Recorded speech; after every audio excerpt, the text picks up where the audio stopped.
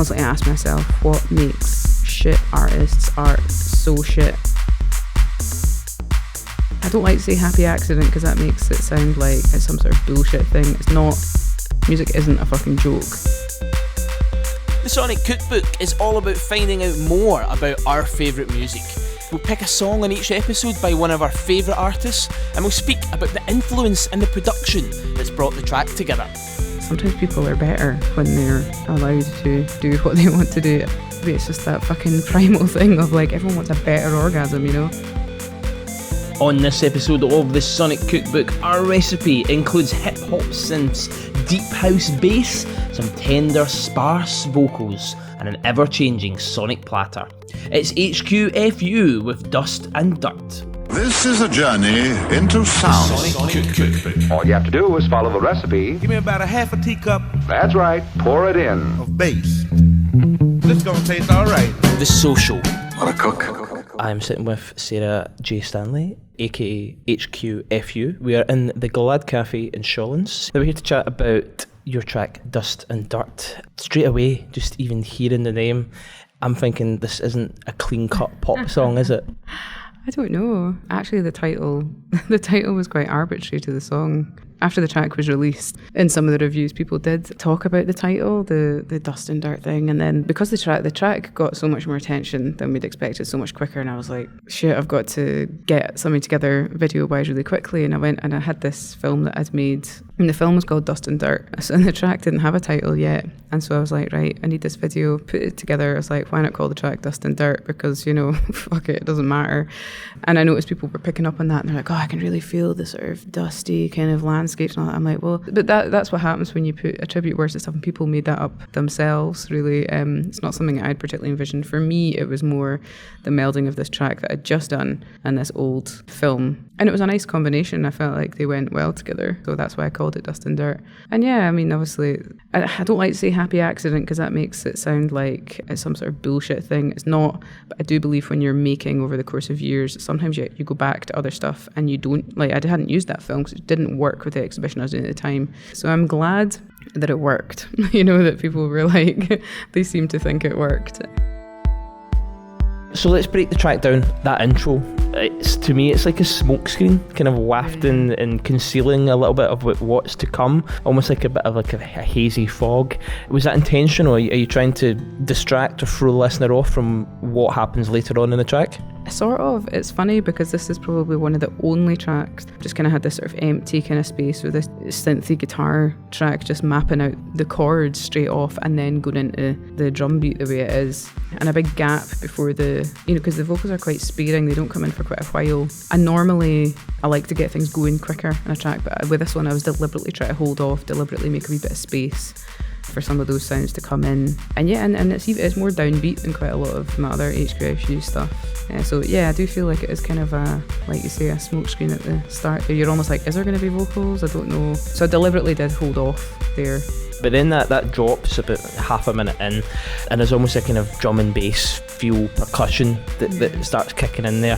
I really love the strength that percussion holds throughout the whole track. They're almost kind of like nocturnal drums, if that's such a thing. Yeah, I know what you mean. It's one of the only tracks that like I did that sort of typical like kind of transition into drums, do you know what I mean? And I was a bit like, can I get away with it? Because normally I wouldn't.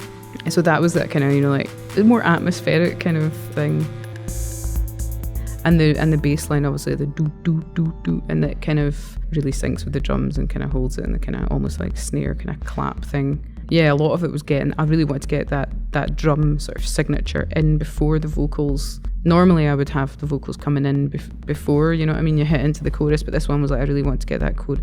It's kind of an old technique, but just to get like the chorus structure in before you actually get to it, so it's kind of almost printed in there. And then once you get to it, you're like, yeah, fuck, chorus, yeah, exactly. Maybe I should be doing that more. Now I'm talking about it, I'm like, yeah, shit, that's what I should be doing more. What I really love about the track as well is it's a kind of gloriously hedonistic synths, but it kicks off just before the minute mark, and there's some great little pitch shifting volleys of notes going on there as well. It's quite playful at times as well. The whole thing is quite hedonistic, I guess. Somebody described them recently as hyper melodies or something a lot, and I was like, oh yeah, I suppose a lot of dance producers use a lot of arpeggiators and drum machines to sequence stuff, and I don't use any of those. It kind of irks me that people think an arpeggiator is a button on a keyboard these days, and it really fucks me off, because it's like, well, no, you can make that. You know, someone recently was like, oh, what software do you use? Because I want to make the kind of music you make, so what do I buy to make it? I was like, you fucking buy a piece of software. Like, yeah, get software, but you're still going to be sitting there with notes. And the fact that people think you just put some loops together, and it's one thing that does annoy me about computer music is that it's so, base level of mediocrity is very accessible, but you can't sustain a career on that because you don't understand what you're doing. But I like to make up the lines myself, and then I've got the structure there and I can change it. I'm not relying on putting one finger on a keyboard. Maybe that's where the hedonism comes in, that I'm like, I'm not doing that, because, you know, like, it works better for me to structure it that way. But it's there to edit. You know, you use materials that you can change it. You can do less is more, and then sometimes more is more. Yeah, and sometimes I like that with my synths, for it to be more is more, just like add more in, add more bits. This is the Sonic Cookbook with me, Neil Wilson, via BBC's The Social. On this episode, we are dissecting the sounds of HQFU, Dust and Dirt.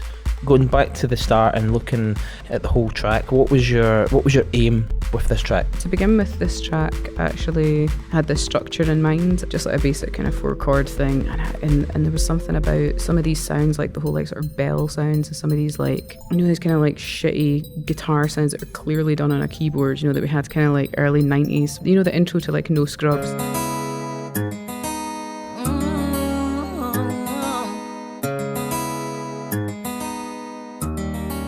Not a guitar, but like I was like, can I bring that back? Is there something about that? And the kind of and I'm not into like make an ironic statement, because I think that's really like just shallow, and it's not a joke. Music isn't a fucking joke. So I don't know, like I think for me it was trying to use some sounds to put a serious edge on sounds that I noticed other producers were kind of using, and like ironic, like, oh haha, listen to this, and I don't like that, you know. I think like if something, you shouldn't, that whole idea of like guilty pleasures or, you know, tongue-in-cheek, and I'm like, no, it's just a fucking pleasure, you know. I love that intro to No Scrubs, it's a great song, and I don't know, yeah, I was trying to get some of those sounds and bring back some of them and just be like, no, we can use them, we just got to like arrange them right. So I was about to ask if there's any influences, but from listening to you there, it almost sounds like there was anti-influences, things you wanted to work against. Yeah, like sometimes, yeah, anti-influences are more important. You think, if you're like, oh, what's good, how can I replicate good? You end up making something similar to somebody, but I more come from the opposite angle of, I constantly ask myself, what makes shit artists' art so shit, you know, and how can I not do that? Like, I don't, you know what I mean? Like, when I don't know if I believe in inspiration as much, I think the place that inspiration comes from is when you pick up the tools of your trade and you start making. You need to isolate yourself and use your ears, you know, and just, yeah, use your intuition and hope that if talent exists or whatever it is, or even if it's just the fact that you don't get bored of making music, that exists, that you go and do it. But like, we all live in the same world and there's nothing new under the sun. We're all using the same 12 notes, you know, like it's not to say like I sit and I'm dead inside and don't get inspired, like I do, but when I hear something, it'll be more likely I'll hear there'll be like 1 second in one track, and it could be anything. It could be like some classical piece, or it could be like some current shitey dance music on One Extra. I don't care, like I'm indiscriminate about it. Like if there's one sound that I'm like, oh, that is like, it makes me feel something, I'm just like, it's so like climactic and exciting, and it makes you just want to like consume it and eat it, and you're like, how can I see that feeling that I have when I listen to that one wee bit? What I try and do is, I'm like, how can I take that out of a track and make it into like a bigger track, so that somebody just like, I don't know, comes for longer, you know, like just has a more, I suppose that's my aim, because I'm like, I want to hear that one sound, but I want it to last for longer, you know, like, I don't know, maybe it's just that fucking primal thing of like, everyone wants a better orgasm, you know. When I hear something, I'm just like, see that little bit though, if only you could have taken it further and like made it harder, and like, yeah, taking your audience on like a further journey into that. You need dreams and you need hope. In terms of the final mix of the track, the vocals are quite submerged and softened, almost kind of a refuel in the style of, let's not use that word influence, but in the style of people like Kate Bush and Elizabeth Fraser, that kind of style.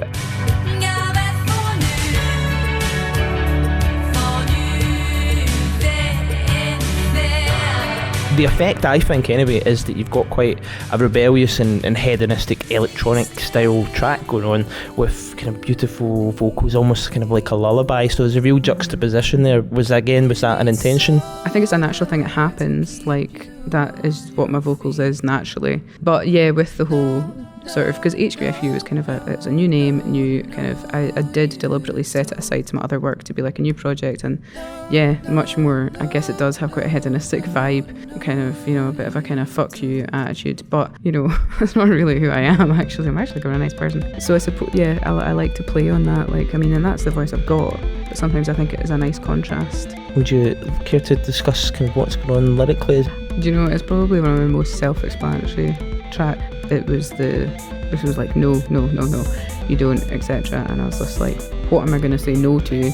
I don't know, I guess there's like quite an anti sort of vibe about it. And also this idea of maturity in terms of like, you know, it's like the idea of like, oh, you need to be sober, you've got to be neat and all this. And it's like, no, you fucking don't, you know? And I knew it was going to be themes that I was going to bring up again in my HQFU stuff that was like, this idea of, oh, this is the best way that you're meant to do, this is what you need, and I also hate how people are, you know, and they're trying to use music to make people better people because they think that being better is being more sober, more a fucking JPEG with a motivational slogan on, you know, and it's just like, but is it though? Is it better, you know?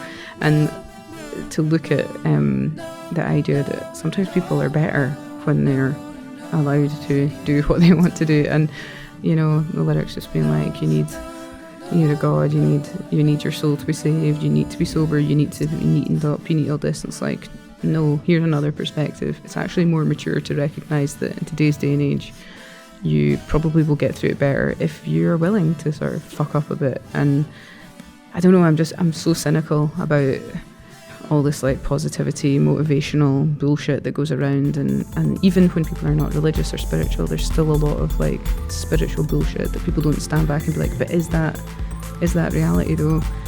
And it annoys me. And I suppose, yeah, for me to use these hedonistic cutting sounds it's cathartic to me, and yeah, partially because of my background and my experience about it. It's just, I enjoy having something that I can use to cut against it, because I just strongly disbelieve it, perhaps. That's it for this week on the Sonic Cookbook, but check out BBC's The Social for plenty more great content.